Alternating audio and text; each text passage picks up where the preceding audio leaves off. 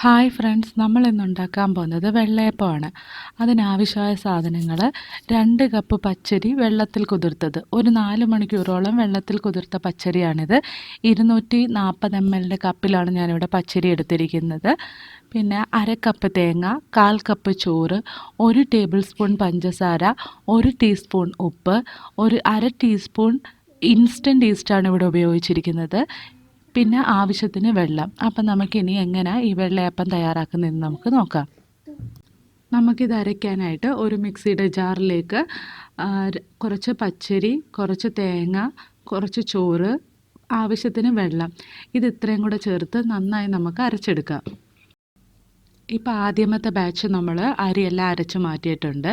ഇനി രണ്ടാമത് ബാക്കിയിരിക്കുന്ന പച്ചരിയും ചോറും തേങ്ങ തിരുമിയതും കൂടെ ചേർക്കാം. അതിനുശേഷം നമ്മൾ ഈ രണ്ടാമത് അരയ്ക്കുന്ന ബാച്ചിൻ്റെ കൂടെ നമ്മൾ എടുത്ത് വെച്ചിരിക്കുന്ന പഞ്ചസാരയും ഉപ്പും പിന്നെ നമ്മുടെ ഇൻസ്റ്റൻറ്റ് ഈസ്റ്റും വെള്ളവും കൂടെ ചേർത്താണ് നമ്മൾ അരച്ചെടുക്കുന്നത്. രണ്ടാമത്തെ ബാച്ചിൻ്റെ കൂടെയാണ് ഞാൻ ഈസ്റ്റ് ചേർത്ത് അരച്ചെടുക്കുന്നത്. അപ്പോൾ ഇത് ഇത്രയും കൂടെ നമുക്ക് ആവശ്യത്തിന് വെള്ളം ഒഴിച്ച് നല്ലതുപോലെ നമുക്ക് അരച്ചെടുക്കാം. ഇവിടെ ഞാൻ എടുത്തിരിക്കുന്നത് ഒരു 1/2 ടീസ്പൂൺ ഈസ്റ്റാണ് എടുത്തിരിക്കുന്നത്. ഈസ്റ്റ് ഒരുപാട് കൂടണ്ട. ഈസ്റ്റ് ഒരുപാട് കൂടിക്കഴിഞ്ഞ് കഴിഞ്ഞാൽ അപ്പം പുളിച്ച് വരുമ്പോഴത്തേക്ക് ഒരു ഈസ്റ്റിൻ്റെ ഒരു വല്ലാത്തൊരു സ്മെല്ല് വരും. അത് കാരണം ഒരു 1/2 ടീസ്പൂൺ ഈസ്റ്റ് മാത്രം ചേർത്ത് നമുക്ക് ഇത്രയും കൂടെ അരച്ചെടുക്കാം. ഇങ്ങനൊരു ചെറിയൊരു തരിതരിപ്പോടുകൂടി വേണം നമ്മളിത് അരച്ചെടുക്കാൻ വേണ്ടിയിട്ട്. ഒത്തിരി അങ്ങ് ഫൈനായിട്ട് അങ്ങ് അരയണമെന്നില്ല. ചെറിയൊരു തരിതരിപ്പോടുകൂടി നമുക്ക് അരച്ചെടുക്കാം. അത് നമ്മളിങ്ങനെ കയ്യിൽ വെച്ച് പിടിക്കുമ്പോൾ ചെറിയൊരു തരിതരിപ്പ് നമുക്കത് അറിയാനൊക്കും.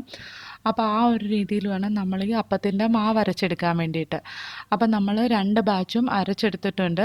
അതിനുശേഷം നമ്മൾ 2 പ്രാവശ്യമായിട്ടാണ് അരച്ചെടുത്തിരിക്കുന്നത്.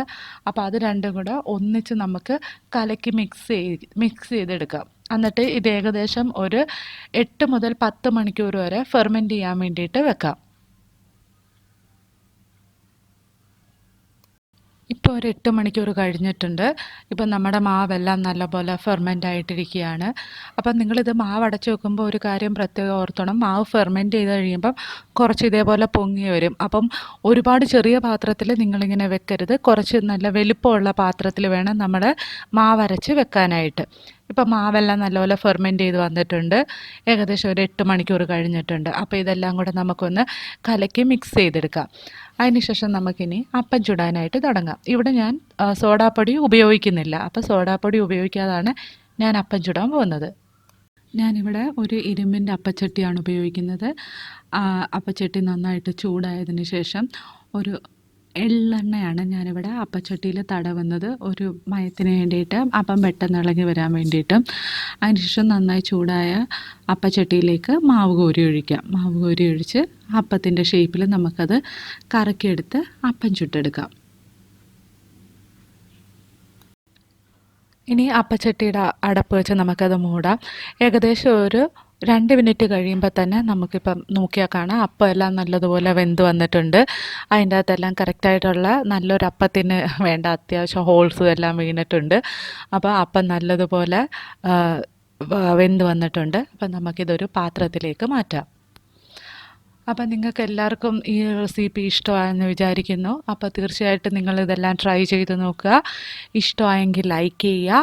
പിന്നെ നമ്മുടെ ചാനൽ എല്ലാവരും സബ്സ്ക്രൈബ് ചെയ്യുക. അതേപോലെ തന്നെ വീഡിയോസ് എല്ലാം നിങ്ങളുടെ ഫ്രണ്ട്സുമായിട്ട് ഷെയർ ചെയ്യുക. അപ്പോൾ ഇനി അടുത്തൊരു വീഡിയോ ആയിട്ട് കാണുന്നത് വരെ ബൈ ബൈ, ടേക്ക് കെയർ.